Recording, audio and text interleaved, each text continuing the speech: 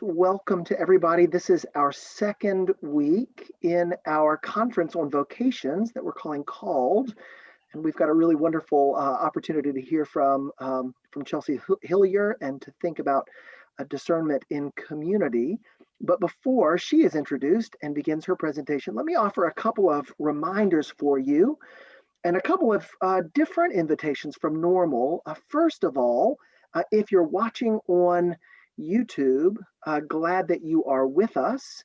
You are most welcome to stay where you are. However, if you would like to participate in the conversation, you will need to leave the YouTube stream and join the Zoom meeting. You can find that Zoom meeting link on the St. Paul's website and hopefully in the comments there on the YouTube stream. If it's not there, I'll add it there in a moment.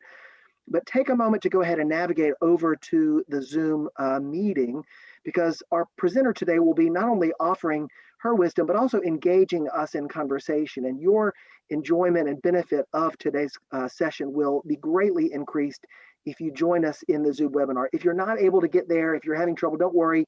You can, of course, stay on the YouTube stream, and Chelsea will offer some instructions that we'll disseminate so that those who are watching later can find their own way of engaging in the conversation. So regardless of how you're here, we're glad that you're here. And we hope that you'll navigate over and join us in the Zoom. Those of y'all who are in the Zoom can tell that this is an unusual gathering because we're not in a webinar format, we're in a meeting format. So let me invite every participant to turn off your camera to start. So if your camera is live, go ahead and turn off your camera. That will help us during the YouTube stream so that the YouTube doesn't have all of us in little pictures, but is then able to have our presenter. Also, if you're in the meeting, it looks like everybody's muted, so you don't have to worry about that. After the first part of today's presentation, you will be encouraged to turn your camera back on for the discussion. But before we get there, I hope you'll leave it off. Also, if you're looking at your screen and you see a bunch of small windows, if you'll either move your mouse or tap your screen, on my computer, it's in the upper right hand, but you might find it somewhere else where you can switch from the gallery view to the speaker view. And if you switch to the speaker view, typically the person who's talking takes up most of the screen and you can still see the little images of others. If you will leave it there, that will help you hear and see the primary person who is presenting. During the Zoom, the best way for you to offer questions, if you've got a comment or a question, is to use the chat feature today or hold on to that question until it's time for the discussion, in which case you'll be able to speak live and we'll be able to see and hear from you as well. But we're glad you're here. My last bit of announcement before I invite Karen to introduce today's speaker is to say that if you're participating, we're glad you're here. If you have not signed up for the conference officially, if you haven't registered using Eventbrite, then we hope that you will do so. You're, of course, welcome to be here. We're not taking up tickets, but if you register, it helps us know how to get back in touch with you so that we can send you a survey and some follow-up communication. So if you haven't registered yet, please do so. And if you have trouble with that, reach out to me or to Samantha, and we'll make sure to add you to that list because we want to be able to hear from you and to share with you as this conference leads to some further discussions. Again, thank you all for being with us. And now I would like to ask Karen Hodges to introduce our speaker. Thank you, Karen. My pleasure. Can I stay real small up here in the corner, Chelsea? I think from your view, it's however you want to do. So I think it'll be just fine. Right, because you're the main thing, right? And it is my pleasure to be able to introduce Chelsea Hillier to you. I have gotten to know her just a little bit through information I pulled off the web, and she doesn't know I have. No, and we had a previous conversation and decided my intro should be conversational because this is what we're trying to emphasize today, that you discern often through community. So we're trying to set up a community for you this morning. But Chelsea is our neighbor. She lives in Missouri. And I understand from the snooping around I did that she has guinea pigs, for example. I do indeed. We have 2 guinea pigs, one named Oreo, which you can imagine is a little black and white guinea pig, and one named Bunny, which looks remarkably like a rabbit. Mhm. which were named by my then 6-year-old daughter. So they are just actually on the other side of my office from me. So That's wonderful. And your daughter's name, let's see if I can remember, Elizabeth? that's her middle name, actually. Her Oh, first name is cool. Joe. Yeah. Elizabeth, yes, yes. Yeah.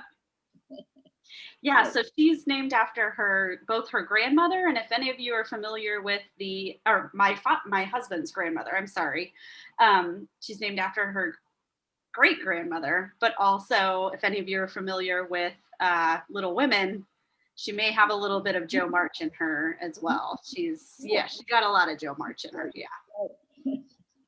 well, we so appreciate your being with us. Among the many vocations you have had, and I'm going to ask a few questions about them. One thing that struck me with interest is Chelsea works as a facilitator for Parker Palmer's Center for Courage and Renewal. And I will confess, I'm a major fan of Parker Palmer. I've read most of his books. The one I first read when I decided I was in the wrong vocation of teaching because it was hard. I read his book, The Courage to Teach, which then kept me in this particular vocation. And so trying to figure out what you're supposed to be doing in life at any particular time can certainly be challenging. So I have noticed from well, let me ask you first of all, your website, you call yourself an amateur. Yeah.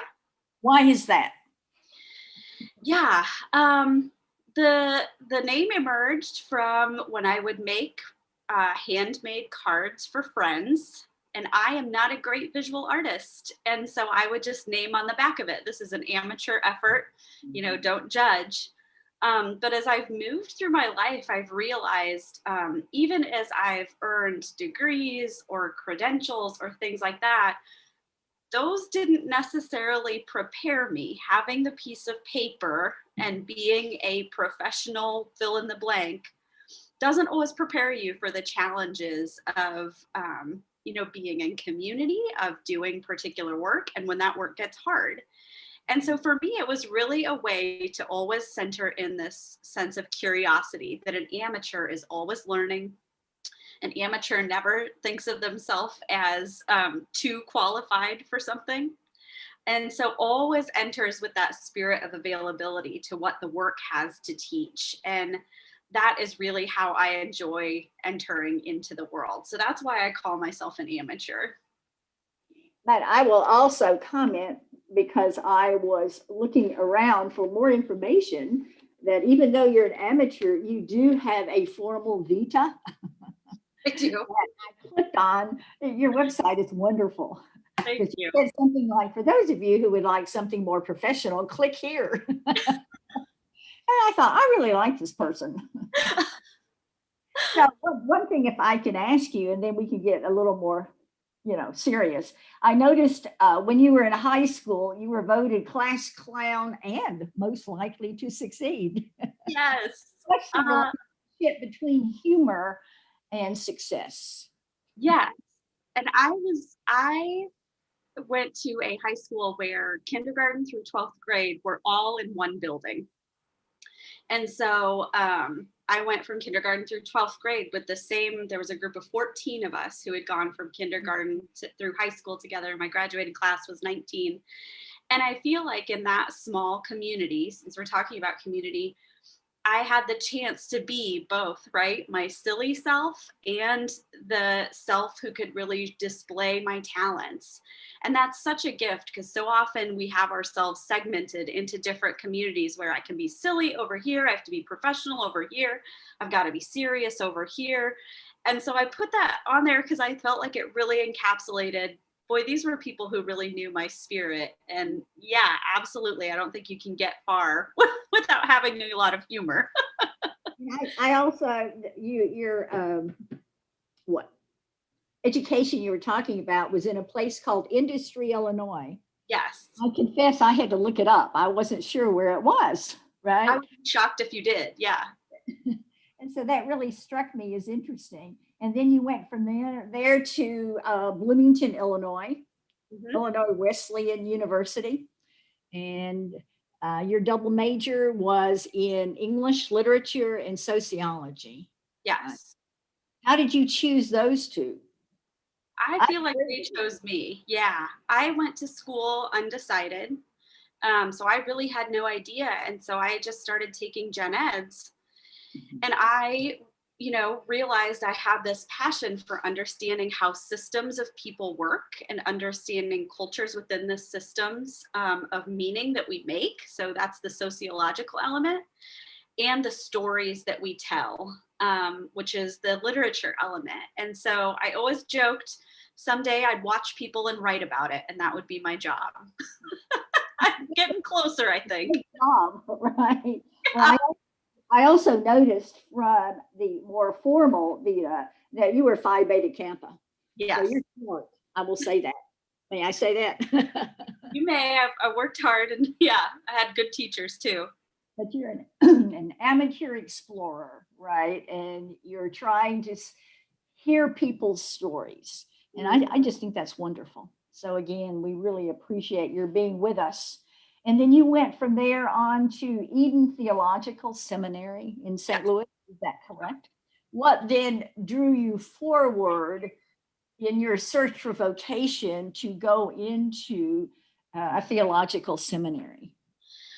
I really lucked out that Eden was in my backyard, almost literally. And I'll say a little bit more about this in my conversation, Pete, or in my presentation. I didn't grow up in the church, and so when I found myself in St. Louis, my spouse and I joined a church there, and I just found myself fascinated by it, and was very lucky that one of the pastors there, she and I really connected deeply. And she suggested just take a class. You can take it credit non-degree and see if you like this because you may enjoy it. And so I just started taking classes credit non-degree thinking, well, this is bizarre. I was baptized a year ago. What what am I going to do in seminary? But as soon as I began studying the Bible and understanding it as a book of literature inspired by people throughout the ages that really tried to tell those stories, I was just hooked. And then the idea of a theological education is really about asking the question always, where is God in the midst of what we're doing? And it was the meeting place of that sociological education, the social work I had done before, as well as the spiritual aspect that I see so much in literature. And so, yeah, it just came alive. And I was like, well, this is what I need to do, I guess. We'll figure it out along the way. That was your vocational calling, right? Part of it, yeah. I noticed you have had a variety of what pastoral experiences. You have been a pastoral excellence fellow, Mm-hmm. a pastor of worship and leadership, an interim lead pastor. And I noticed a couple times you had to go into a church because it was going to close. Yeah. That must be horribly hard to try to be a transition person like that to lead when something is changing into something else. Yes. Yes. So here I was, fresh faced seminary, Christian. I think you would call me a convert, a Christian convert, because I was adult baptized. And my first pastoral appointment within a year, the hierarchy said, I think we need to close this church. And I just thought, what on earth am I doing? And then the second church that I pastored a year in, the hierarchy said, I think we need to close this church. So I just could not wrap my mind around how am I called to this work and all I'm being asked to do is close churches. But those experiences were so holy because it really forced me to get deeply present with the people who were there and do that discernment work together and be present. In times of challenge and grief, it's really easy to say, this isn't my call, I'm out. But I think if we can find ways to dig deep and be present in the circumstances, we find things opening up and blooming within us. So yeah, I've worked as a local church pastor. I'm an ordained elder in the United Methodist tradition, so worked in United Methodist congregations in Missouri for about 10 years before I stepped out of the local church leadership roles, and kept discerning my vocation from there. Thank you. I think it's wonderful to see your particular journey and how it really is in community. And I admired greatly then some of the positions that you were put into. I think you also worked, let's see, I'm going back here, some of your other jobs. You were a hotline operator in Yep. St. Louis, which must have been challenging. You were a counselor in the Hope Clinic for Women in Granite City, Illinois.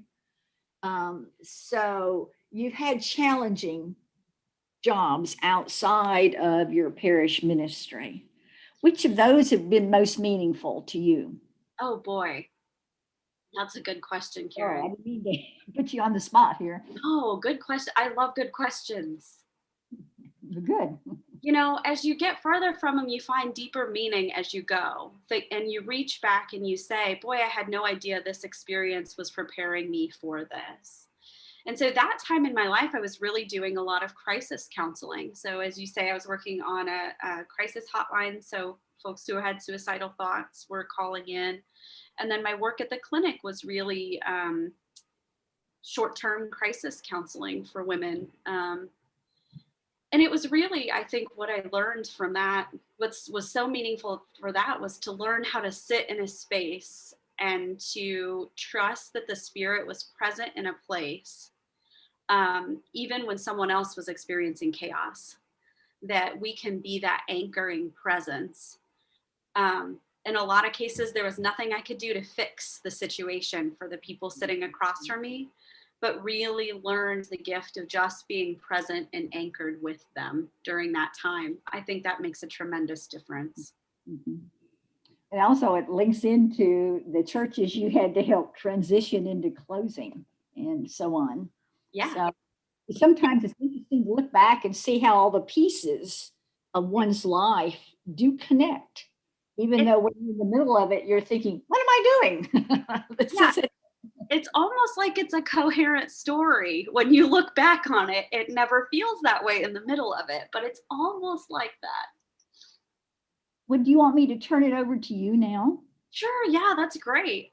Thank you so much, Karen. I appreciate your questions. And I think that's one of the pleasures that in this time we are missing out on a little bit, is just having the chance to visit with someone we don't know very well and ask some questions and get to know them and get to share our stories in that way too. So we're going to do a little bit more of that later. But thank you, Karen. You are a joy.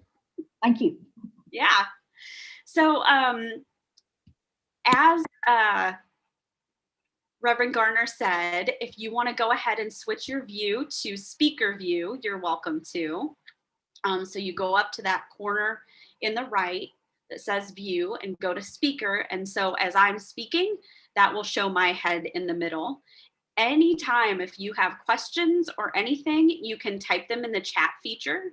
So that's at the bottom, and you can either send that to me or to Samantha or to everyone or to Samantha. So if you'd prefer it to be more private, and then Samantha can go ahead and share that with me as is appropriate, but feel free at any point. I love questions. So as you may have read in the introduction information, this session is going to be broken into two parts. So this first part, I'm going to do some teaching through story. So I'm going to share a little bit about my experience in discernment and discernment in community, just because I think we connect to stories in a very different way than we do just if someone is throwing facts at us. It's a little bit easier for us to get a grip into other people's stories. I think it's why we're so attracted to stories, why we seek them out in television, in podcast, in whatever form that we have. And especially for discernment purposes, story is so important. So the first part of our time together until about 11, I'll be doing that. So like I said, the best way for you to interact there is if you want to do in the chat feature, that's great.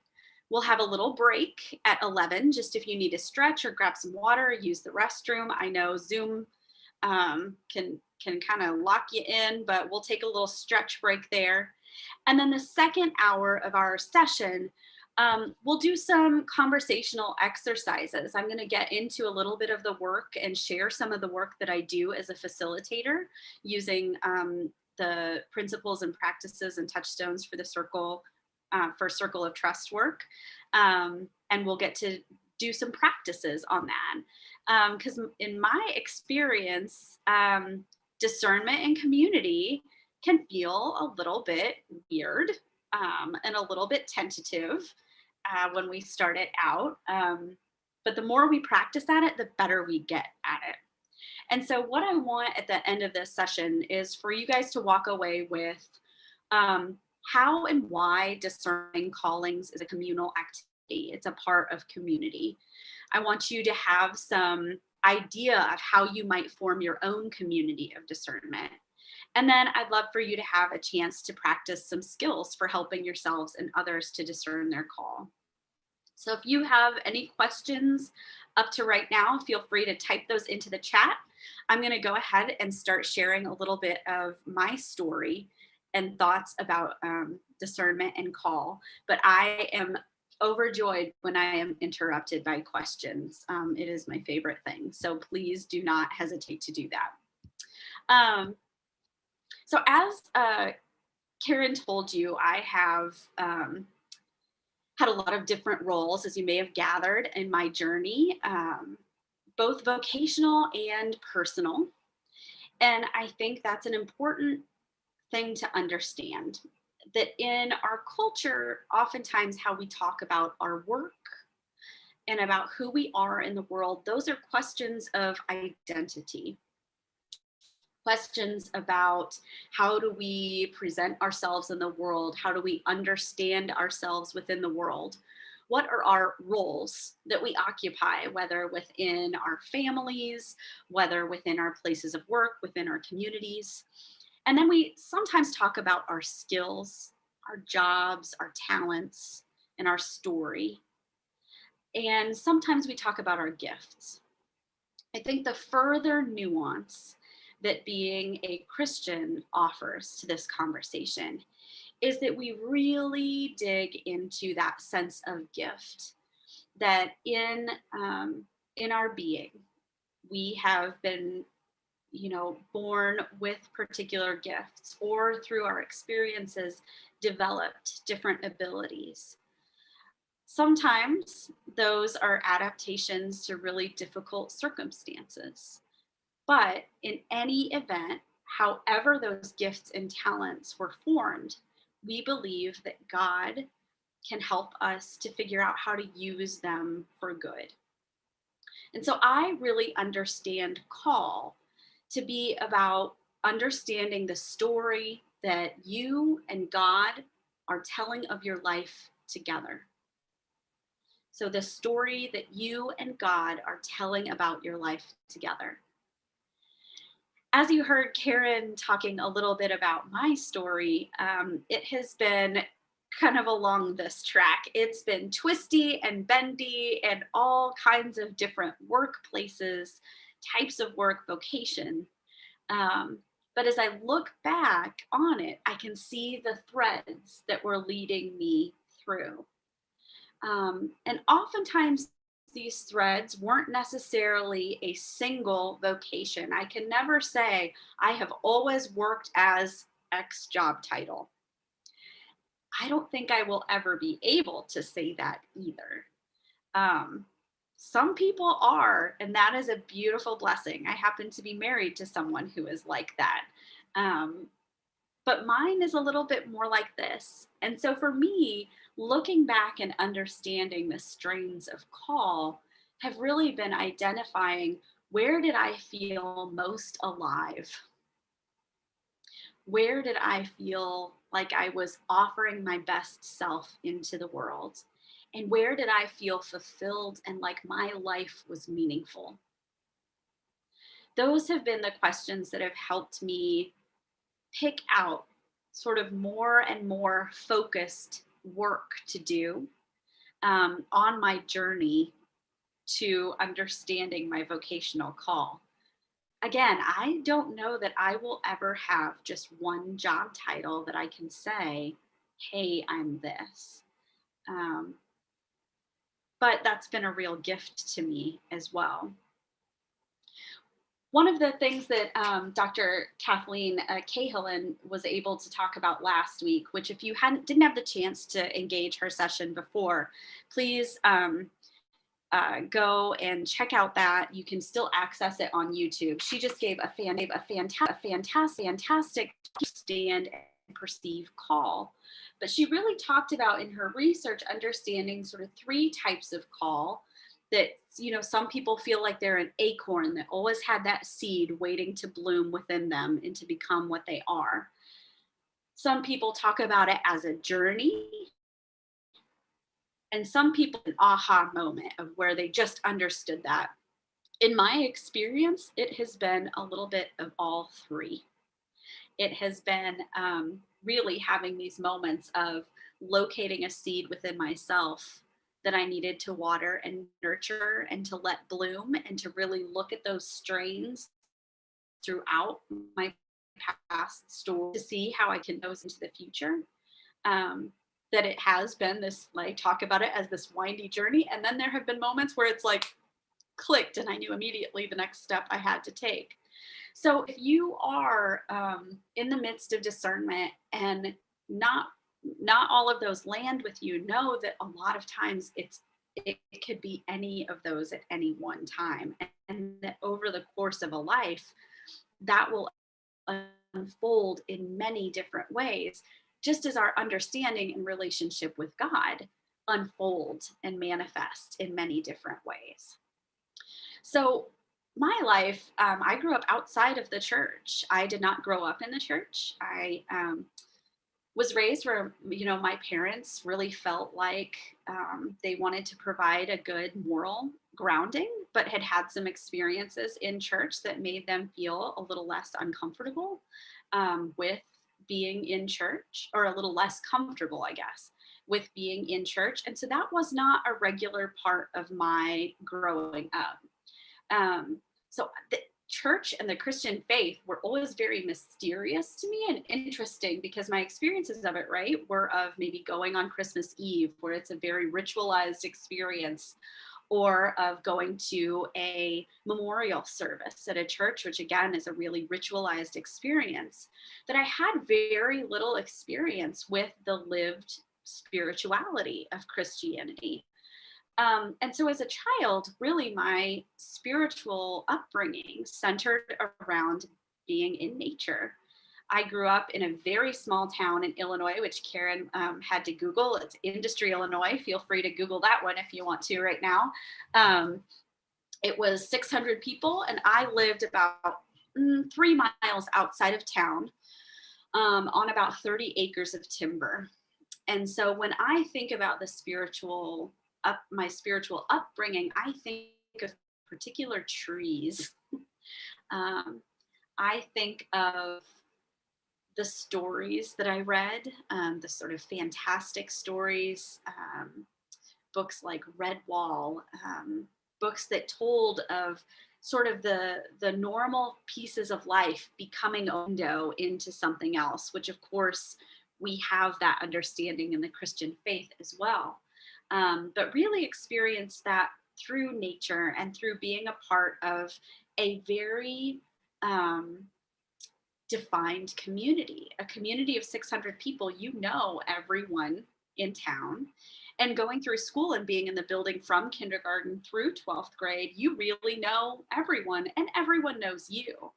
I was really blessed looking back to have had teachers that I knew for 10, 15 years who could say, oh, I remember in 3rd grade when you wrote this short story that just really stunned me. So it doesn't surprise me that you are here. And having that longevity really grounded me in a sense of who I was. That said, I had no idea what I wanted to do. Neither of my parents had gone to college, so I was a first generation college student. So when I went, I was really not prepared to say, I'm going to study this and do this. My dad was a construction worker who owned a business with his brothers and had a family business. And my mom was a teacher's aide who worked with preschoolers and then later with children with autism. And I had no real sense of this is the skill set I want. And additionally, my skill set is sort of this interpersonal story based, and there's so many ways you can go with that. When I entered college, as Karen said, I studied uh, English literature and sociology because I was really attracted to stories, both the stories and the literature that we tell as cultures and the stories we tell in how we live in our communities. So that's really how I understand sociology, which is the study of how people organize themselves. Those are lived stories for how we engage the world, which again, you can see how that folded nicely into me becoming a follower of Christ, because Christ is really trying to do that in real time, isn't he? During his ministry, he is taking the stories of his Jewish faith and saying these should be applied and lived in real time. When we talk about the widow and the orphan and the foreigner, we're not talking about someone in a story. We're talking about the people who are here and now. And the story we tell with our lives is to be present with them. After college, I spent time trying to figure it out. My first job out of college was at a Borders Books and Music, stocking the shelves. And my favorite shelf to stock was the religion section, because I just found religion and spirituality to be fascinating. I understood myself to be a deeply spiritual person, but the organized ways of engaging religion as well as the traditions were a mystery to me, and I thought they were fascinating. I eventually landed in writing and editing and then counseling, and always kind of bounced back and forth between those and the jobs that I occupied. My spouse, on the other hand, always had a very clear trajectory. And after college, went to law school. After law school, became an attorney, and has been with the same law firm, even though we've moved towns a couple of times, for his entire career. That mystifies me. And I, in a lot of ways, am very envious of that. And as we've had conversations, as we've moved through different seasons in our life and working life, we've moved from, early adulthood into, having young kiddo age, and now into this middle adulthood time. We both find that we're envious of each other's journeys, and that there's a grass is always greener element when we talk about our journeys too. That straight trajectory looks really great to someone who's a little bit more on the crooked side. And so I just share that as, if you are someone who has been in that career and had that same job title, there's still, I understand, a lot of flux and movement into that. I served as a United Methodist pastor, and discerned I wanted to move through the ordination process there. I had no idea why I felt called to be ordained, but I felt deeply that I was. Because the United Methodist Church is a thing, and as you may know, right now is moving through a big time of discernment around how it engages with LGBTQ people. As a person who is LGBTQ, that meant a lot in terms of my discernment. So our discernment is always nested also within the communities we're a part of.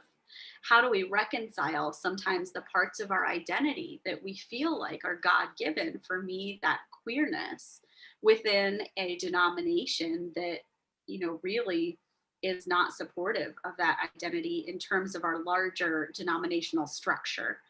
There are always pockets of good and wonderful people. But how do you navigate that? That created a lot of tension for me as I moved through the ordination process. And it wasn't revealed to me until about 2 years after that, when I went on a silent retreat and immediately knew I needed to be the first out clergy person, out elder in my conference, and needed to um, move forward in that way. That was a part of my call. It meant that there were no longer opportunities for me to serve as a pastor in Missouri. And so, holding to that sense of call and identity, and holding that as something that's God given versus institution given, was also a big tension for me. That sometimes that felt like I could choose one or the other. And I know all of us in our work, in our lives, in our families deal with some of that as well. That what if where God is calling me is going to lead me away or disappoint the expectations of something else? That's very real. But I understood that's why. And because I was ordained, my I couldn't just be kind of scooched off to the side. So I remain within that system, able to have a voice and speak, even if it is now from a different location and a different vocational location. And so, moving into this season of my life, I've really been doing that work, like it sounds like some of you are doing, of looking back and identifying what are the common strains and what's the work that really brings me alive. What are the tasks? What are the types of people? What are the activities? Heck, what are even the hours? How do I structure my day that are really life-giving to me? Because at the end of the day, no matter what our job is, I really believe that our human vocation is to live as people fully alive in Christ, is to live an abundant life. You might be hearing familiar language here, right? I'm not pulling this from nowhere. It's biblical language. That each of us is called to abundant life. And no matter our job, no matter our work, no matter what, we are called to that, no matter our circumstances. And we are called to move toward that as best we can, given the constraints of culture, society, all of that. At the same time, all of our vocation is to help everyone else get there too, in whatever way we can. And so I always incorporate that, because our calls are not just by themselves. We think of call as, I see a great question just came up. Thank you, Reverend Gardner. I will get to that in just a second. Oh, that's such a good question. Yeah, I'm sorry, I got distracted by the question. It's so good. Let's do that then. Let's divide that into two parts. So he asks, how do we know what an abundant life looks like? Is that also the work of community? Absolutely. So my understanding of our spirituality is that we're always engaging with God in two respects, sort of along the lines of a spectrum.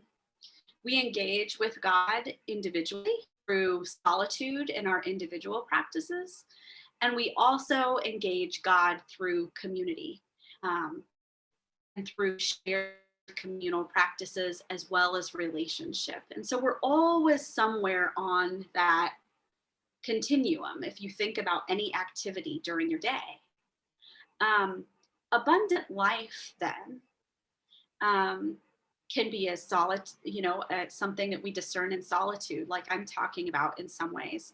What are the things and activities that are life-giving to you? Where do you get energy? Where do you feel like you come alive? Where you feel excited, engaged, and filled? And then the work of abundant life and community is, I love the witness of our aesthetic forebearers, those people and saints of the church who have gone off to live by themselves, so live as hermits, or even the desert fathers and mothers, desert sisters, didn't live entirely alone in community. And so what's important about humanity and our way of being is we are communal creatures. We are social creatures, and we are designed to be that. And so we need community to engage. In my tradition, in the United Methodist tradition, one of the ways that we talk about that is in the Bible, Paul outlines the fruits of the Spirit, which are beautiful. And, I think all of us can identify with having some of those gifts. And yet, the gifts of the Spirit, the fruits of the Spirit, are best named and identified in community. So, right, I could tell you my call is to be a zookeeper in Kathmandu, and that is my call. However, if nobody else sees that for me, and someone may remind me, Chelsea, you are not that great at training animals. That's why we have guinea pigs. You maybe get a little bored with that and you would miss working with people. It helps to identify that call a little bit better. So we see our lives and God's story both from the inside, and we have that lived experience of what feels abundant to us. We also have the experience of community being able to name along with us and help us discern what things help us to come alive. If we're lucky, we've had that experience growing up, a formational experience growing up of having relationships with peers and with adults who have named, oh my gosh, you're really funny, you have a gift for this, or oh wow, you were able to be a really good friend to that person in this moment. One of the things that was named for me over and over as a child, my sister, when she was born, had sleep apnea and cried and cried and cried and cried all the time. And I was the person who could go in when she was crying and just talk to her and calm her down. So when we talk about being a crisis counselor and going into a moment of chaos and calming that down, that's a named gift throughout my life that people have helped me name for me in the times when I couldn't, and helped me to see as well. The other piece is we are always trying to move toward creating the kingdom of God. And that doesn't mean necessarily making everyone a Christ follower just like I am. But it does mean creating space for everyone to live abundant life so that a lot of the tensions and anxieties and fears that we feel and sort of senses of scarcity fall away. And so while we are understanding our vocational identity and what feels good inside of us, we're also pouring out that vocational identity, those gifts, to create a greater sense of wholeness, of koinonia, of community in the world, of being able to live in that space that we've hopefully experienced in community, of being loved and accepted and cared for and our needs met, that we try to extend that as best we can to others. It's why social justice is a spiritual practice. It's why it's not just about personal devotion, but also social activity. The word I think really best gets at this is a Greek word diakonos. And at its root, it's the word that's used for minister in the scriptures. It also means servant. And so diakonoia means service. Service to the king, it would have been in some respects, but in a Christian sense, we understand it as service to God through Christ. The tricky part about that word in the biblical text is it can be interpreted so many ways. So in some contexts, it can mean this ministry type service. In other contexts, it could mean setting the table. I think that highlights the tricky nature of understanding the service we offer into the world, that we have to do some of that translation and contexting work too. that in sometimes our service is going to be really simple and humble.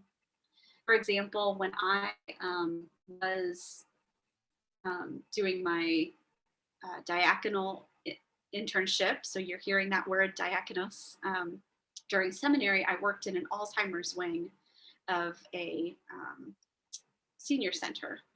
And my fellow seminarians would try to go in and do Bible studies, and I just realized this is not gonna work here. This is not where these folks are at right now. And so I decided one day, a lot of the people who were there were women in their late 80s and early 90s, for whom having a manicure was important. And so I decided I was just going to offer hand massages and manicures, clip fingernails, and do that. And offered that kind of service.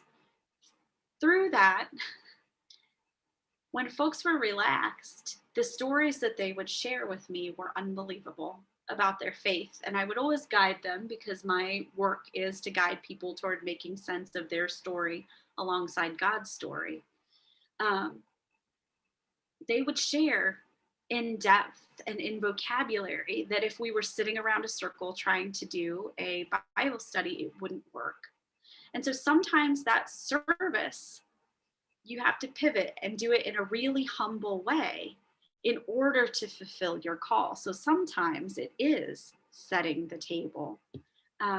So it's not all about that overarching job description, having the right credentials. It is about being willing to be present, to pivot in whatever way your call or the story God wants you to tell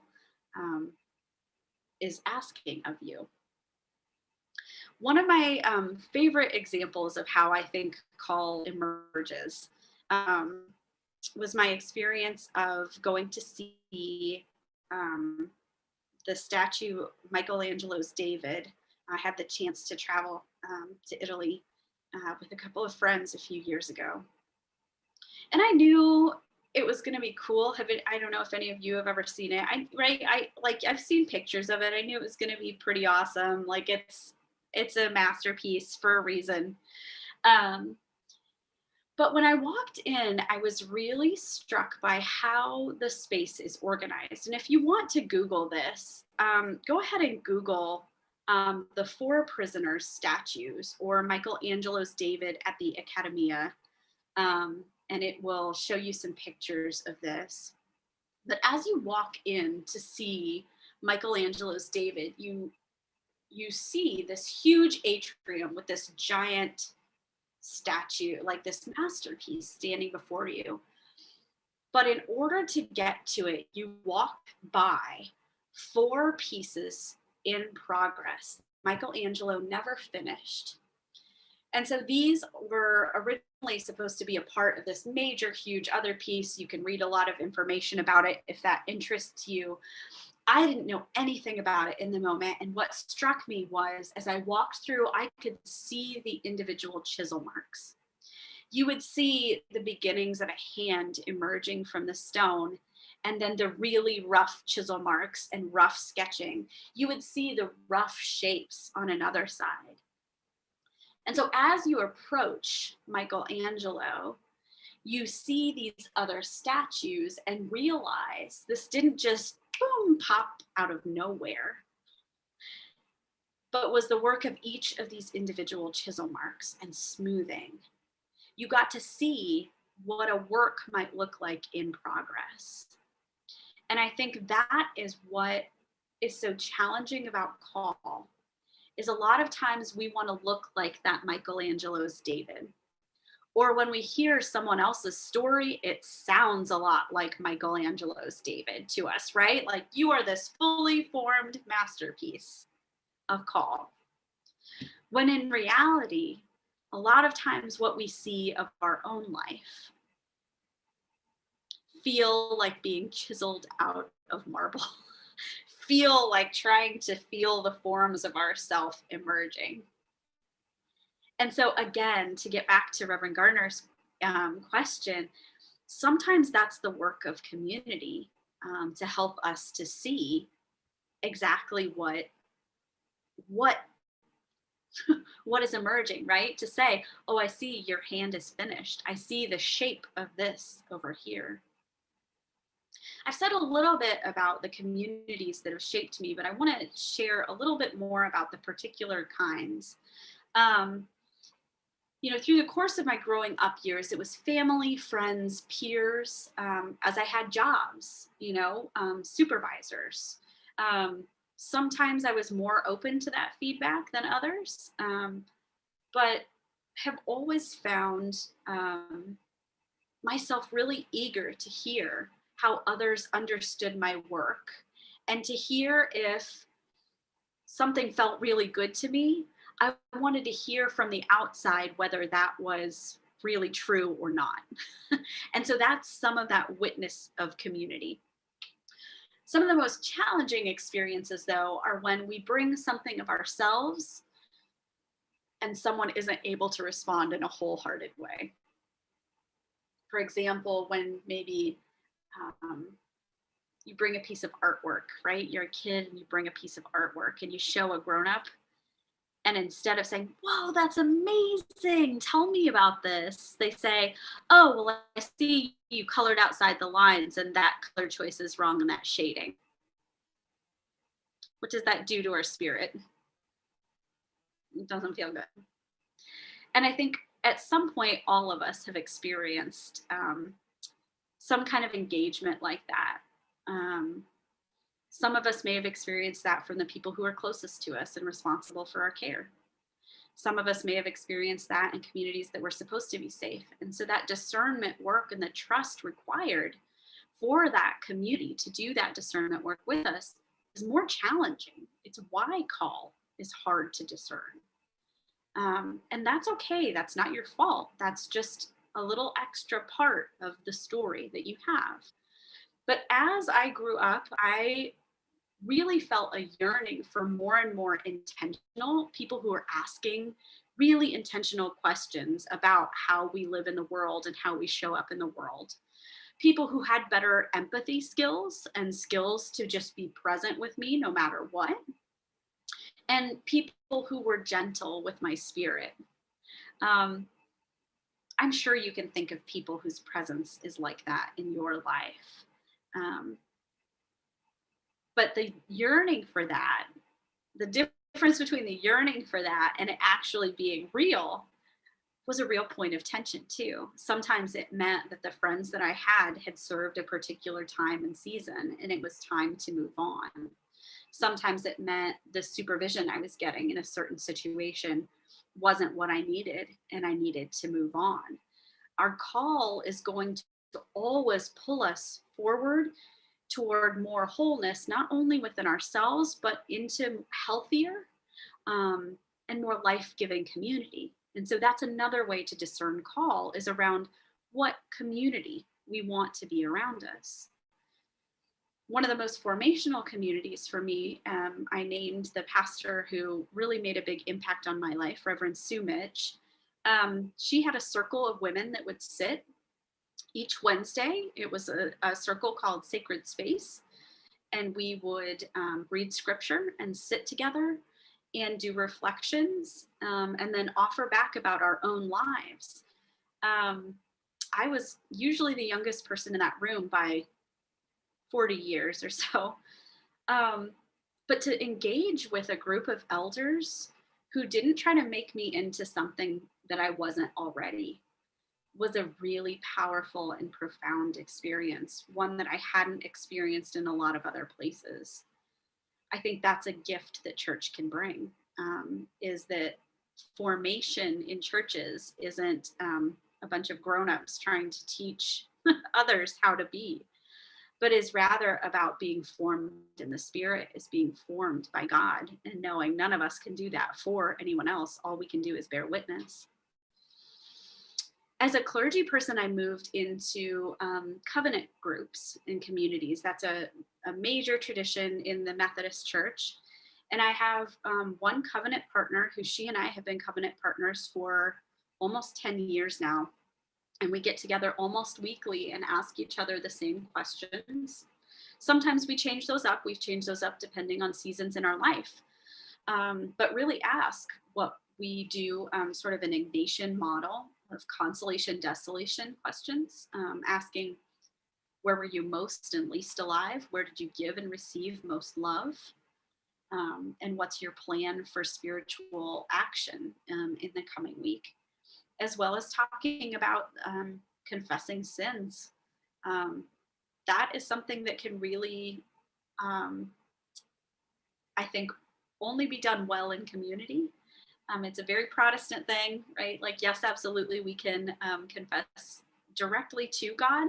There is something about naming our shortcomings in community, and having them be borne witness to. That's very powerful.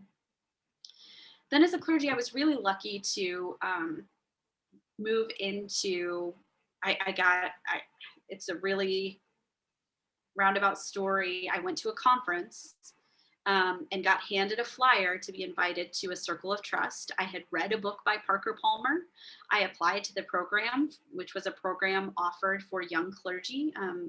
The Center for Courage and Renewal, really tries to reach out around issues of resilience for clergy, and got accepted to join a cohort of other young clergy people, and was able to enter into Circle of Trust work. And after my first retreat, went to the facilitator and said, how do I do this work? Because this is what I want to facilitate. Circles of Trust are based on a really flexible but really stable set of guidelines for how we are present with each other during that time. And it was so attractive to me. It was so countercultural to me, even within my church communities and experiences, that it just really quenched a thirst within myself, and have continued with that work since then. And I now really find myself at a point in my life where I'm able to really be discerning about the communities that I'm within, because I really have experienced what it's like to be in life-giving community where I'm accepted for who I am. And so that really is the first step in communal discernment. If you don't have a trustworthy community, it's really hard to discern your call. If up to this point in your life you haven't had that, that's not your fault. I think probably if you are engaged with the life of the community at St. Paul's, you've got a really great community there. And this is a chance to start something right now. So we're going to learn some skills for how to start creating and cultivating that community if you don't already have it. So I have talked for long enough now. It's 11 o'clock. I'm going to suggest we take just a couple-minute break. What do you say we come back here at 11:03, and I'm Central Time. So if you're not Central Time, just be aware of that. And we'll gather back here. And when you gather back, go ahead and turn on your screen. You can keep yourself muted, but go ahead and turn on your screen and shift your view to gallery view so that you can see the faces of the other folks. And we will be ready for our interactive portion of this session then. And I will look forward to engaging you in just a few minutes.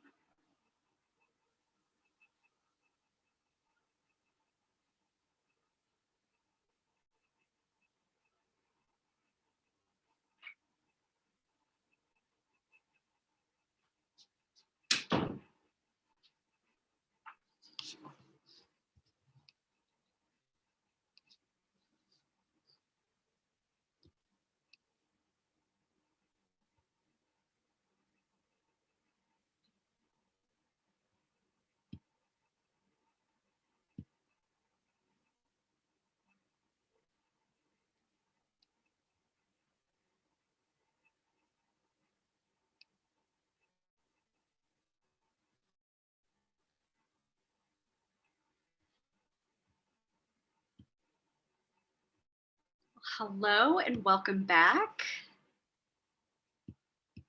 It is wonderful to begin to be seeing some faces. And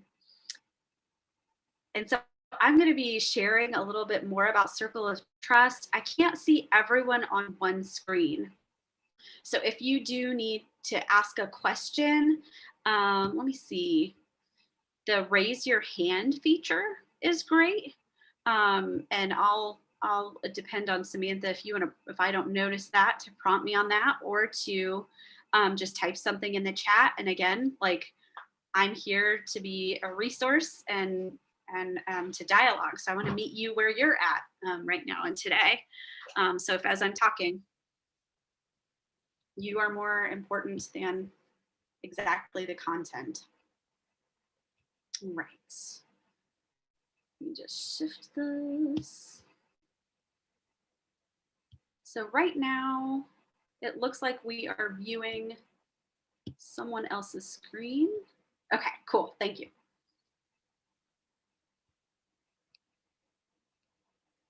So, sorry, I'm just getting my desktop organized. So I'm going to talk now specifically about the Circle of Trust work that I do, because it has been so transformational for me, and has been such a great companion for me in my Christian journey and discernment. And so that's something that I'm really still working to integrate, is how do we integrate this practice into Christian communities. So Circle of Trust work is Parker Palmer and his colleagues formed the Center for Courage and Renewal around the work he was doing with teachers. And what he had done is taken Quaker principles and practices and the Quaker practice of the Clearness Committee, and really tried to create spaces for teachers to come together and find gathered courage and wisdom from sharing each other's stories. At the same time, there is not a swath of a professional category that I don't think could benefit from this. I think it's just a great human practice. And so I'm going to share with you right now our circles of trust. And so this is what, I was going to share my screen. Is that okay? Yeah, I'm gonna. I just put it off because challenge. So hold on. Yep, and Reverend Gardner has just reminded you, if you are on right now, I'll talk for a little bit, and then to turn your screen on when we start the collaborative part, you can just hit the start video button at the bottom left. You should be able to share again. Yeah. Okay. So this is our touchstones, and these are really what, in a circle of trust, we are going to use these as our rules of engagement for how we are going to treat each other. Even if this is not how we act in other spaces, this is the guideline for how we're going to do it in a circle of trust. And I think they're just really great touchstones. So you see, give and receive welcome, be as present as fully as possible. What is offered in the circle is by invitation, not demand. We do not try to pull anyone's story out of them. It is offered by invitation. Speak your truth in ways that respect other people's truth. Our culture is having a lot of dialogue around this, and as we learn new ways to speak in more nonviolent ways, especially with LGBTQ brothers and sisters, siblings, you see I'm amending my language as we speak. with those who have differing abilities, for those with different cultural or ethnic backgrounds. Those are the things that we mean there. No fixing, saving, advising, or correcting each other. Oh boy, this is hard, right? This is hard, especially when we are good Christian people, right? And we know exactly the Bible passage to share so that you figure out what your next step is. This is one of the great challenges of discernment in community, is that oftentimes when someone shares with us, we can almost see their path illuminating in front of them. Probably that person too, but it's their impulse that gets them moving down that path, not us shoving them down it, right? That never helps, never works. Think about in your own life when someone's tried to do that. And so that's a lot of times the one that really is alive in a challenging way for me. Learn to respond to others with open and honest questions. We're going to get into that a little bit today. When the going gets rough, turn to wonder. So instead of judging someone, we go immediately to that judgment mind. Try to frame it as an I wonder statement. I wonder what could make them respond in this way. Or I wonder why I'm responding in this way to what they're sharing. Attend to your own inner teacher. You are not anyone else's teacher in the circle. You are your own teacher. And you have an inner teacher, which is how Parker oftentimes talks about the soul. And to listen to and attend to the soul in community is what discernment is about. Trust and learn from the silence. We are not good at silence as a culture, unless we are in formalized spaces where someone is enforcing it for us. But silence can be an absolute gift. And so if you are trying to rush in with saving, fixing, advising, which is a lot of times what we try to fill space with, allow silence to sit there instead. Observe deep confidentiality, right?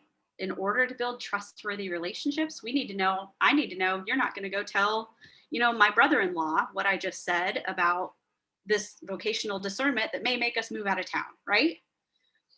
And know that it's possible to leave the circle with whatever it was that you needed when you arrived, that the seeds planted here can keep growing in the days ahead. Discernment conversations are never one and done. They are evolving, ongoing. And even in a conversation with someone else, you may think, wow, we got nowhere.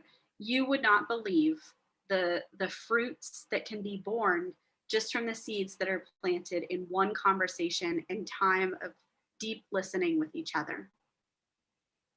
So what we're going to focus in on today is this principle of learn to respond to others with open and honest questions instead of counsel, corrections, etc. With such questions, we help hear each other into deeper speech. So an open and honest question is usually not a yes or no question. An open and honest question typically also invites an answer that you could not possibly know the answer to. So often in our questions that we ask, we are seeking an answer to a question we are asking. Oftentimes we are asking what's called leading questions. I'm asking this question to satisfy my own curiosity about you and your story. In discernment conversations, we do something very different, which is we ask questions that invite deeper reflection as opposed to satisfying our own curiosity.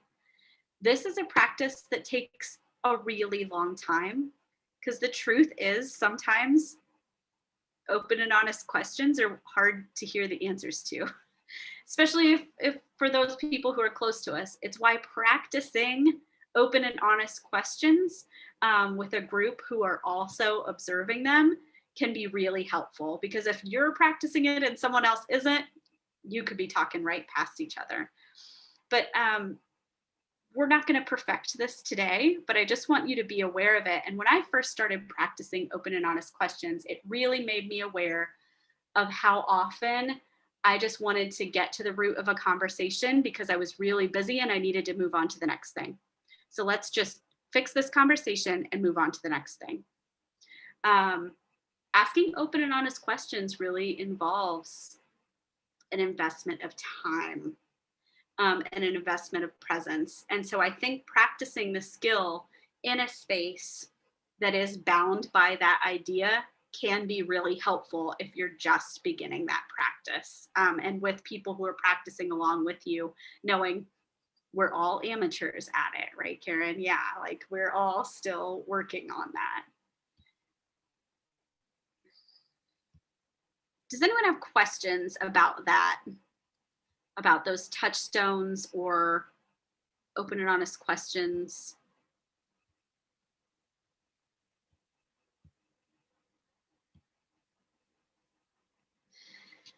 So the other side to open and honest questions is being able to really deeply listen. You will not be able to ask a good question if you haven't actually been listening. If you've only been listening to your own mind, you're only going to ask questions based on what you're curious about. And so as we deeply listen, it's really trying to quiet all the thoughts, get centered in ourselves so that we can really be present with the other person. It's why those spiritual practices in solitude are so helpful, because they help give us training in how to be present to that. So if you have a centering prayer practice or a silence practice or even like a walking practice, what that does is helps you, right, calm down enough that you can hear the voice of God or the Holy Spirit speaking within you, your soul speaking within you. That practice then feeds the communal practice of being able to be present with each other. And the gifts that you find in being able to be present with each other are that where two or more are gathered in my name, so I am present, right? It is that rush of the Spirit. It is that presence of Christ that is suddenly there, and you're like, whoa, this is all real. I have not just been having spiritual hallucinations. This is real. I think that was one of the things in Professor Cahalan's talk, or Dr. Cahalan's talk, that really struck me is how uncomfortable we are with talking about the possibility that God speaks to us, that we hear God, that we experience God. So let's just, for today, let's assume that's real. Let's go in with the assumption that that's real and that's the norm, okay? And that God is really able to communicate with us through our lives and through each other. And that may help loosen up and free us up so that it's not going to sound so weird when I say, I heard a voice clear as a bell say this, or in a dream, I saw this, okay? There's a long tradition and history of people experiencing that. Just because it sounds a little weird today doesn't mean it's less real, okay? All right. So from here, what we're going to do is a little just sort of brief model of what it would look like to be in a circle of trust. Obviously, this is an open meeting, so it's a little bit different. It's a little, we're not going to be able to do the same in terms of deep confidentiality in our large circle sharing, because it will be shared on YouTube, so be aware of that. But what we're going to do is we're going to engage with a third thing. So that's a poem. It could be an image. It could be anything. We're going to use a poem today to kind of prime our pump for thinking about what it's like and creating those communities of healthy discernment. And then we're going to have a time of just one-on-one sharing. So you're going to be paired with someone else for a time of a little bit of sharing. You will have individual reflection time before that. So I am an introvert. It is more helpful for me to have that time to gather my thoughts before I engage with someone else and then engage in that conversation. The questions that I'm asking you to share around are really well boundaried. Okay, so I'm not asking you to share your deepest, darkest secrets or your spiritual revelations today. Okay. You don't have to tell about that wacky dream where God was a hand pointing out of a cloud like Monty Python. Okay. You don't have to share today. But it is a chance to be able to engage in community and practice actually sharing, because that's the part about communal discernment that I think is so scary, is like, I am telling you my dreams and my hopes, and I'm hoping, I see I froze up. Samantha, if you want to give me a thumbs up if I'm still good. You're good. Okay, thank you. Internet. But that is scary. And so we're going to kind of just, right, like we're going to rip off the Band-Aid a little bit in a very safe way today. All right. Okay. So we're going to start with this poem. Let me pull that up and share it on my screen. Let's do it this way. You guys will get to see that I have pictured witch hazel and hopeful anticipation of spring on my desktop. Okay. You can see the poem. This is called When Someone Deeply Listens to You by John Fox. And I'm going to read it out to you first.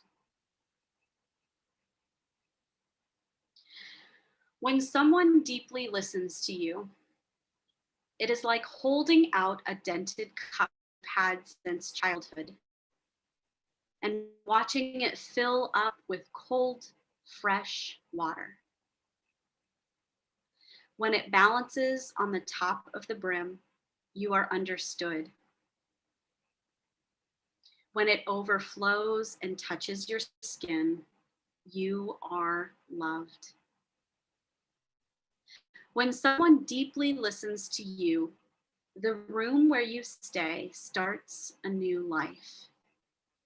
And the place where you wrote your first poem begins to glow in your mind's eye. It is as if gold has been discovered.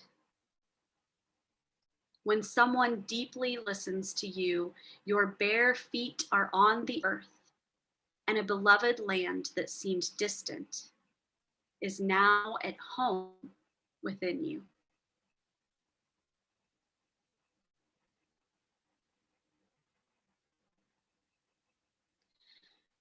So I'm going to open it up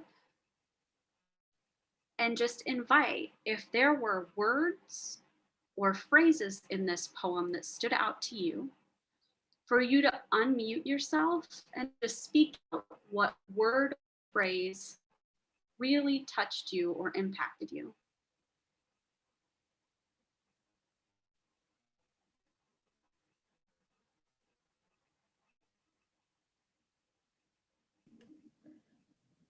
Three words reached out to me: love, discovered, and home.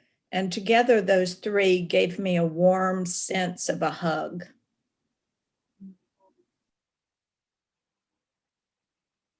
Thank you.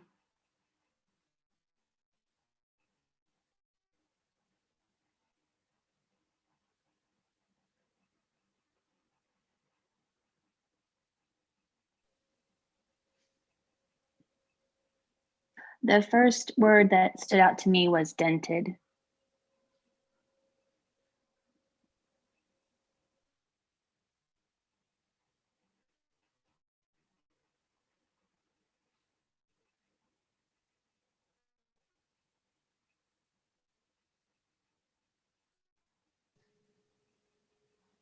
Cold, fresh water, that refreshing of the soul.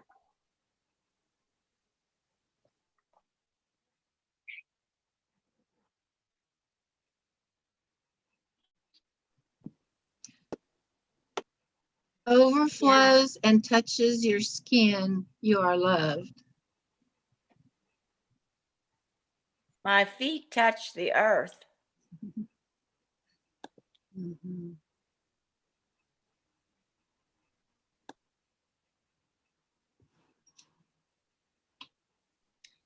There were several. I don't know. Is this, you have to raise your hand?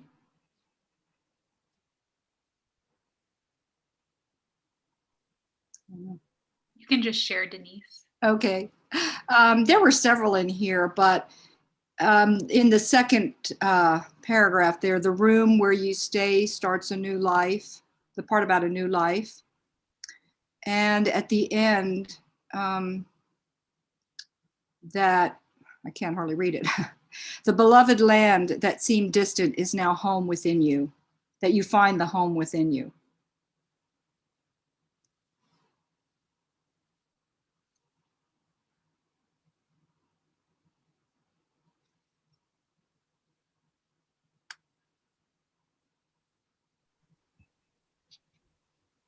For me, it's the land that seemed distant is now home. Mm-hmm. Oh, mine is just you're understood in the first paragraph. That's mine.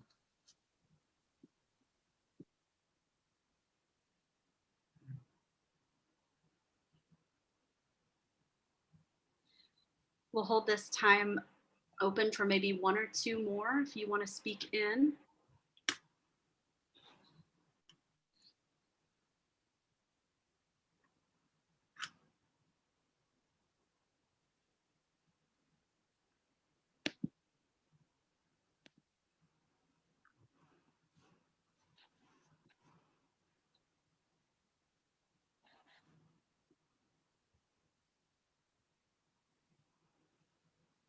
Thank you.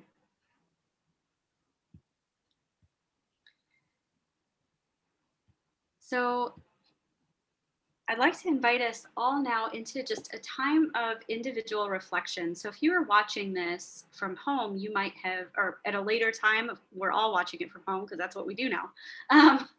If you are watching this later, obviously underline or jot down what words stood out for you, and I'll give specific instructions, but the individual reflection time should be easy for you at home as well.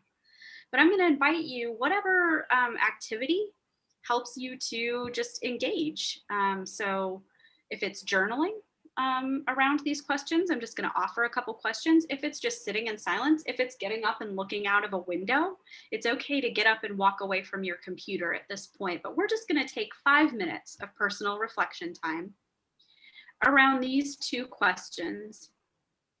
Have you ever been listened to in a way that the poem describes?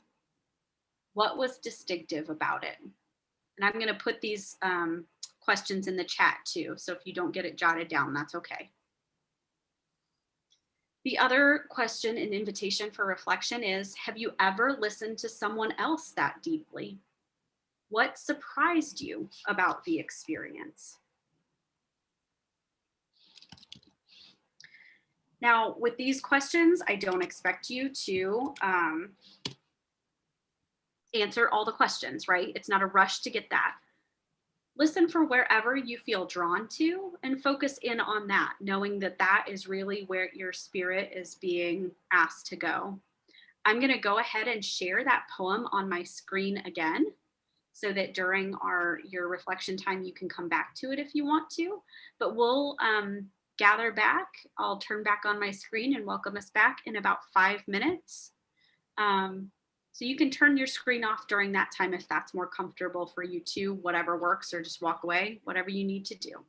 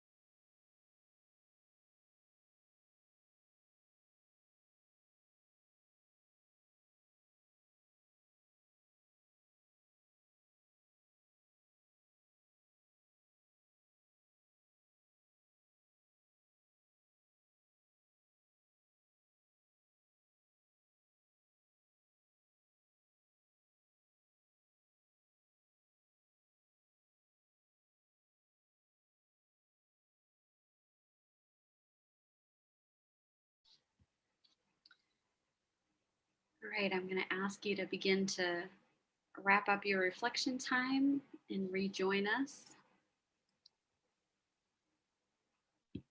And I'm going to invite all of you, if you're able, to turn on your cameras, just because we'll be engaging in that individual discussion time. And if you've never had to do it on Zoom where you're just talking to blank boxes, that can be tricky. So I just invite you to be present as best you can right now. For some of you, that 5-minute reflection time might have felt really long and like, what could I possibly do to fill this time? For others of you, it might have been just one little drop in a bucket that you're longing for more. And so know that I know that's some of the tension we balance with that reflection time. So right now, what I'm going to invite you to do is Samantha has organized us into pairs. And so our Zoom is going to break us out automatically. So it will look like the call is ending, but it will send you into, it's called a breakout room. I don't understand exactly how it works, but it looks like you're walking into a room with one other person. So you're going to go there and you'll be able to introduce yourself, you know, and I would recommend just kind of sharing your name and a hi, but whatever it is you'd like to share about your reflection. Each of you will get 5 minutes. I recommend going ahead and setting a timekeeper for that to make sure that each of you get your 5 minutes. Some of us are a little bit more verbose, right?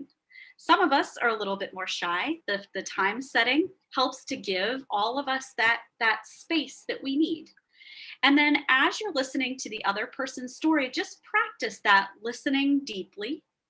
And if they come to a point where they have ended their story, you can say, I'd invite I'd be open to open and honest questions if you have them. If not, that's okay too, and you can kind of just chat. But I invite you into that practice that you can then, ask some questions of that person, trying again to help them listen deeper to their story, as opposed to help you gather all the facts. Okay. So as we jump off, if there are any hiccups or anything, I think we'll have someone back in the Zoom to handle that.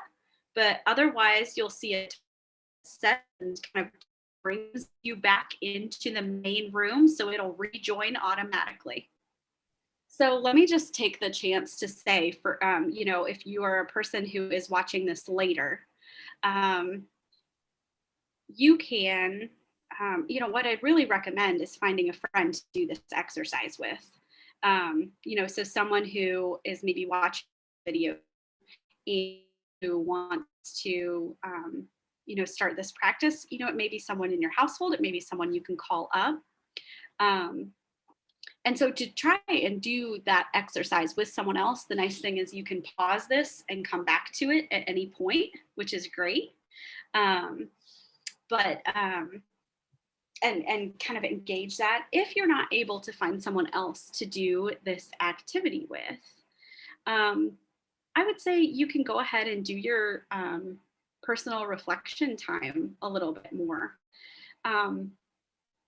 But know that personal reflection time, much like individual spiritual practice, is refined and magnified when we're able to share it in community. So when we take the things that we have heard from our own spirit and our soul and our hearts, and we bring those into community with others, not only, we're not offering it up to them for a chance to comment on and edit.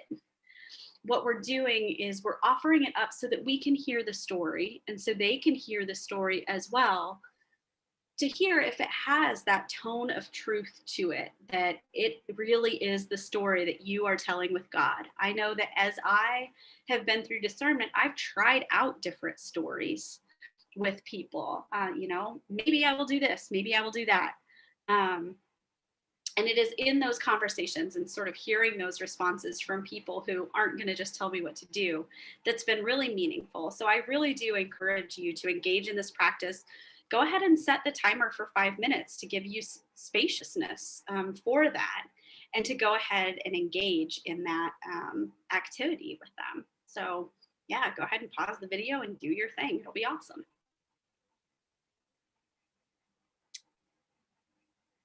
Welcome back, everyone. I see your faces all zooming back into the Zoom. We made it, hooray. And if that was your first time, you have now experienced and survived your first Zoom breakout room. Congratulations. I loved it. I've never done that before. That was cool. Yay, I'm glad. So I just want to hold space for a little bit. But if anyone would like to share what the experience of doing that reflection, then sharing work was like, or any part of your reflection you might like to share, aware that, you know, we are not just limited to the people who are on our call. So just a reminder of that, you know, share only what you're comfortable with, to speak into this kind of larger gathering so we can, you know, hear some of the stories of that experience as well.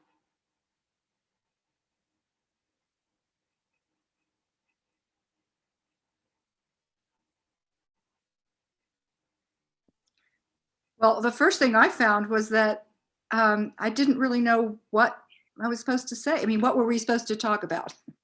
But we assumed it was the questions that you had asked, the prompts.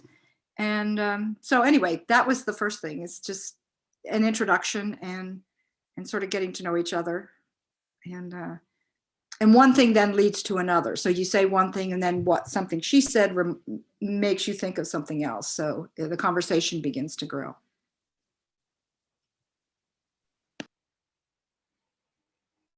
Yeah, it's a different conversational flow, isn't it? And especially when you're engaging with someone who's a little bit of a surprise, there's that Zoom element. But yeah, Denise, you name, entering these conversations is a little different than our normal conversations.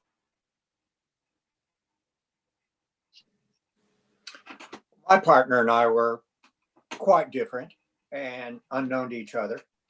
But what I found was that commonality of experience across generations and professions, that humanality.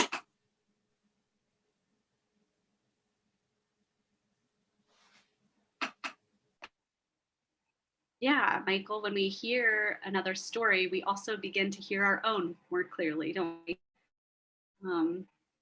We have more in common than we don't. And I think that's very powerful, especially in times like ours.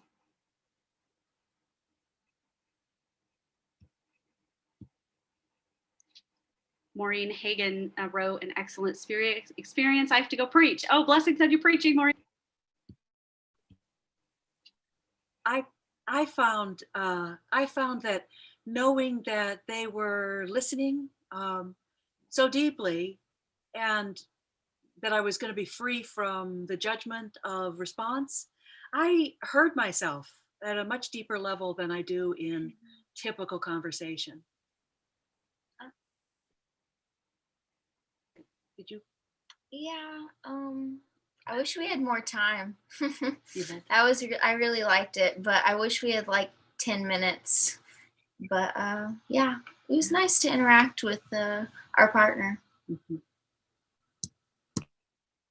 Yeah, thank you. I'm gonna just guess it was Suzanne who reflected on it's very different when we're speaking to someone else, when we know we're not going to be judged, we're not editing our story in the same way, that we're able to really tell it in a way that we're telling it to ourselves too. And the other person sort of operates as a receiver then, which is just a beautiful way to be in community.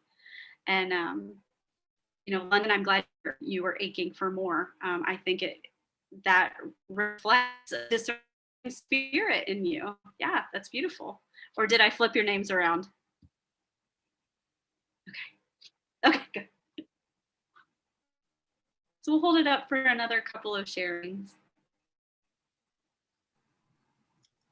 I would say we had a great experience. So I'm one of the folks who does not attend St. Paul's, but is attending the conference. So we were new to each other, which I think made it even more fun in a sense, and just gave, for me, like total permission to be radically open to this new friend.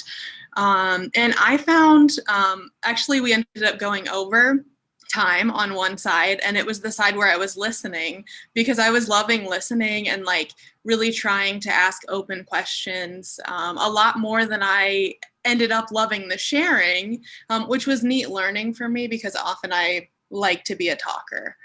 So that was powerful for me to practice that in a spiritual sense.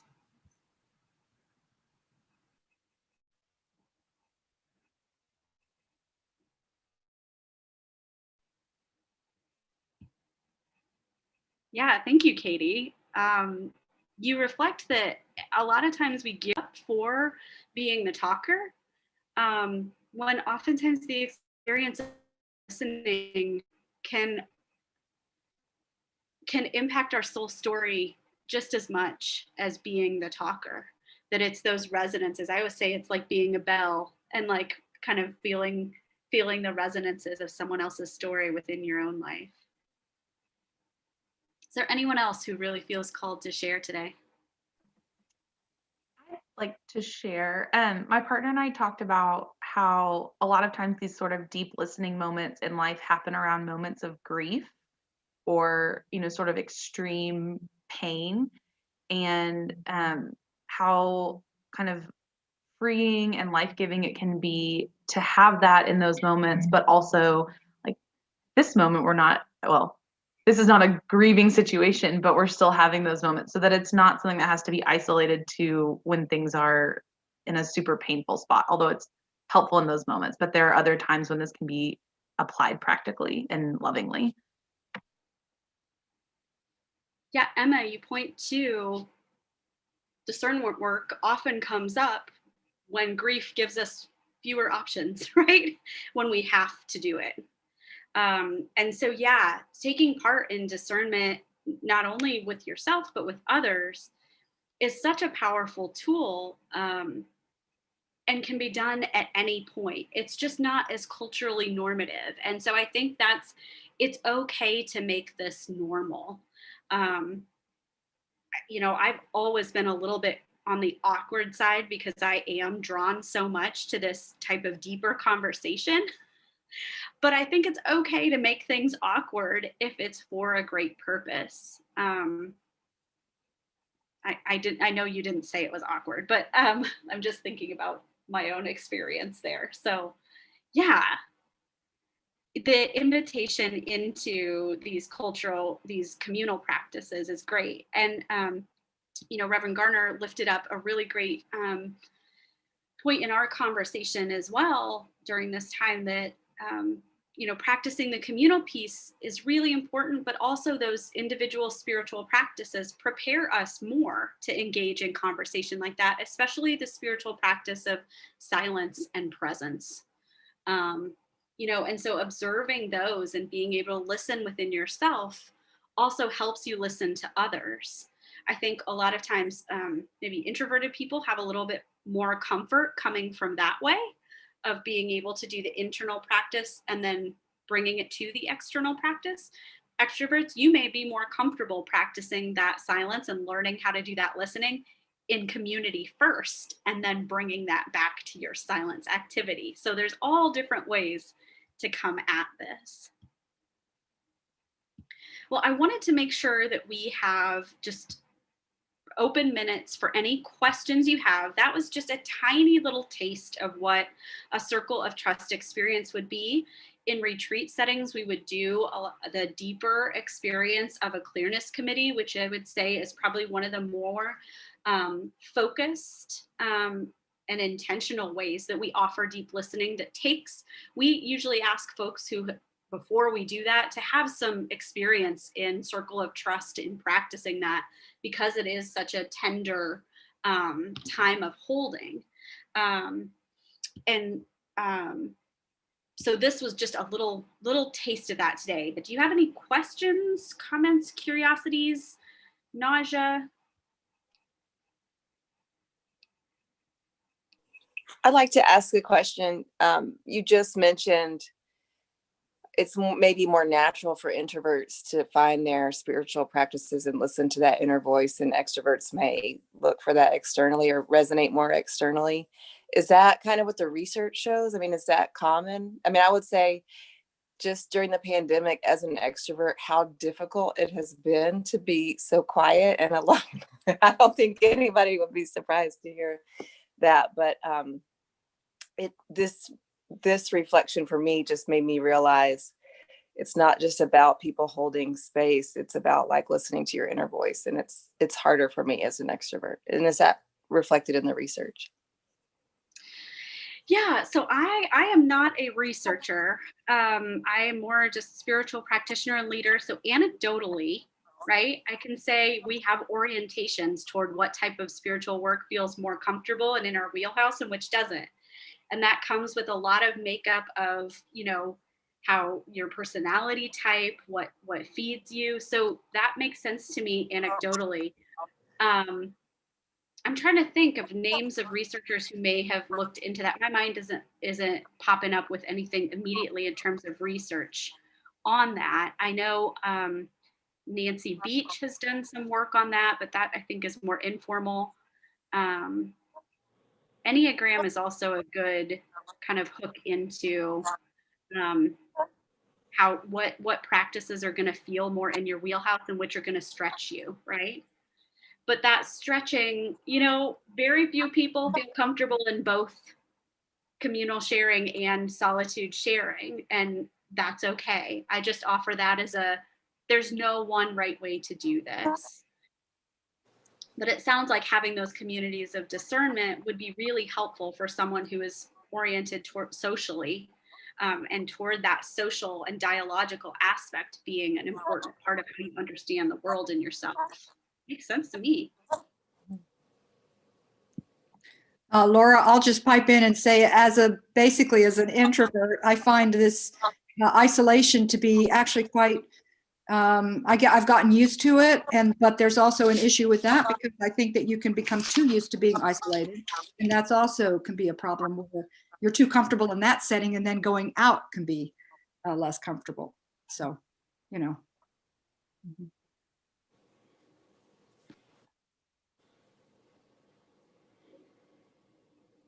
Any other questions, comments, curiosities?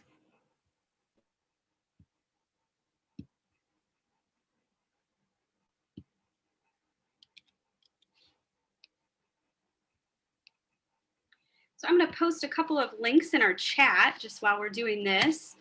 The first is a link to the Center for Courage and Renewal.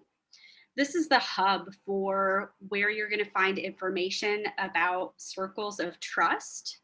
Right now, some facilitators are doing virtual work and some are not. So I would say our programming is a little bit less than what you would see.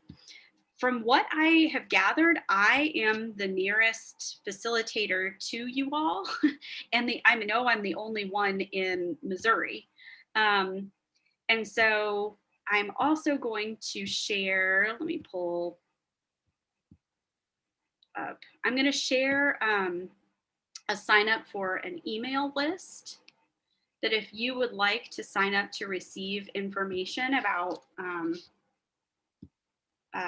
sessions or teachings or things like that I am doing, I'm happy to send that your way. I promise I will not fill up your inbox because that is not cool at all.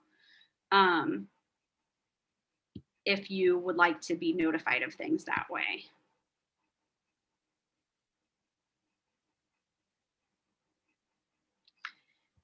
How might you see this being integrated into the life of your faith community?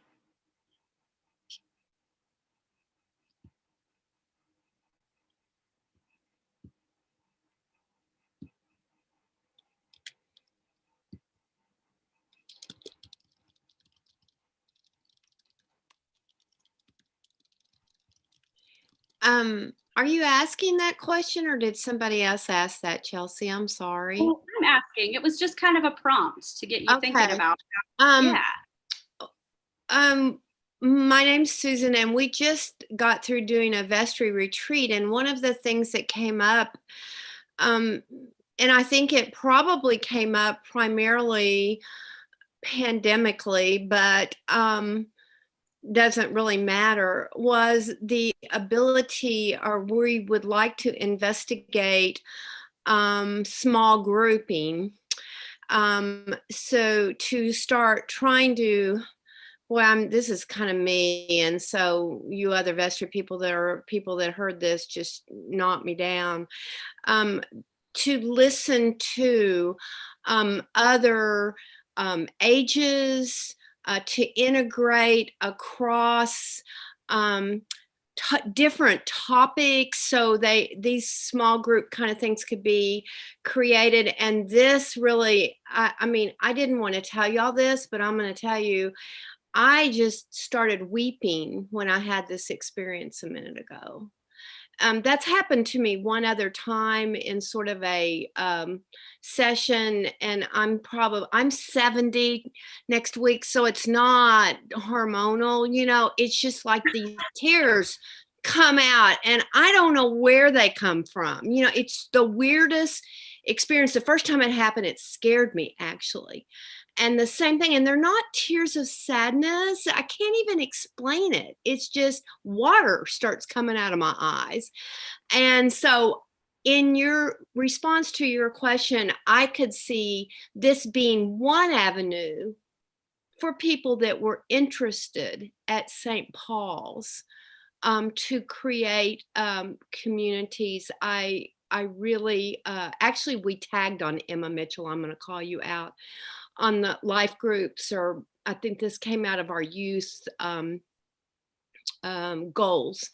So anyway, that's one way I would really think it would be cool to have those experiences with people that are not necessarily your familial pieces.